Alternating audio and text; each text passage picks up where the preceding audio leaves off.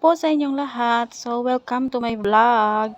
So, for today's video is ipapakita ko sa inyo ang aking garden dito sa Malaysia. So, isa po akong maid dito sa Malaysia. So, isa sa mga gawain ko is yung pag-garden kasi mahilig yung mga amo sa garden. So, ito yung mga tanim ko dito. Garlic, onion, tapos ito yung leek, tapos ito naman yung kangkong, tapos ito naman ang aking cauliflower. So andun pa, ayan, cauliflower yan siya. So ibang klase to ang aking cauliflower. Yung kulay niyan is yellow. So kapag masyadong mainit dito sa Malaysia, hindi yan siya masyadong namumulaklak kasi nga sobrang init. So, tulad ngayon, kasi bare month, so umuulan. So, ayan, may may bulaklak na siya. Ito pa, lalabas na yan yung bulaklak niya. Tapos, ito yung iba dito. Ayan.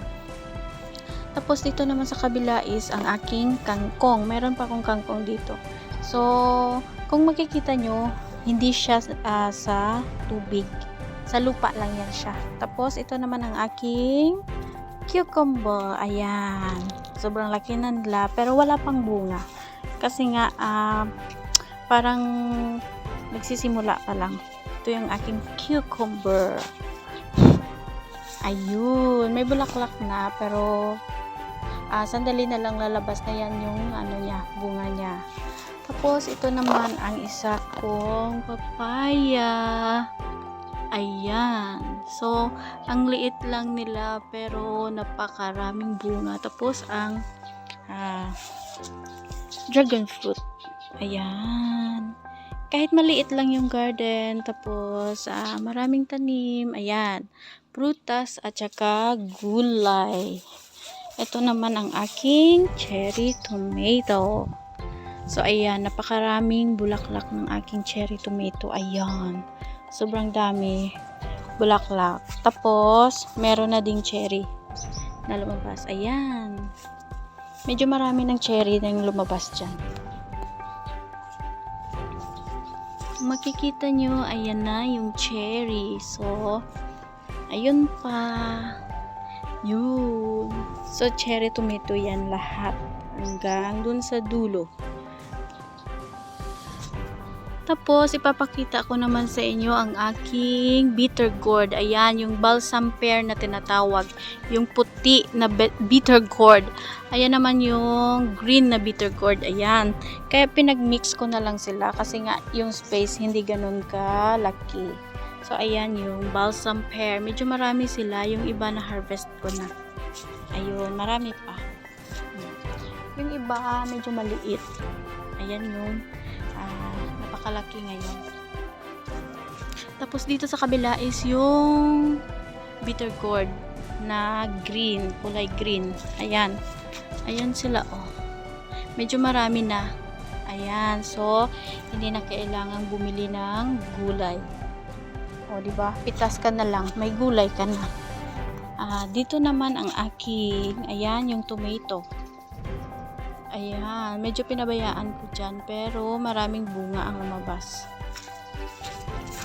And then, ito naman ang aking okra.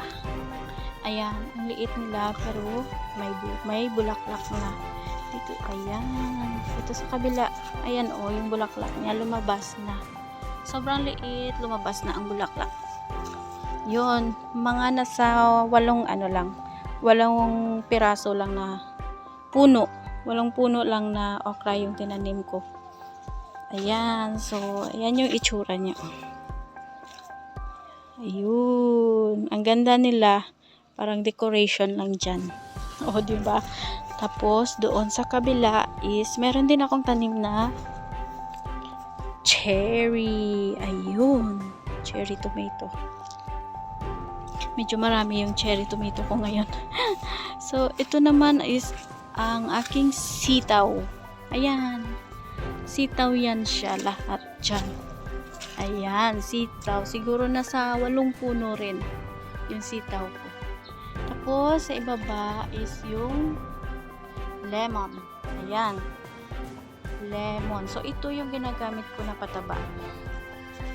Ayan. Ayan. Yan yung ginagamit ko na pataba. Yung mga balat ng prutas. Iniimbak ko yan siya. Nilalagyan ng tubig. Tapos, dinidilig ko sa aking mga gulay. At prutas din. O, diba? O, sandali na lang lalabas na yung bulaklak ng aking sitaw. So, hanggang dito na lang muna sa ngayon. Thank you for watching. Bye-bye!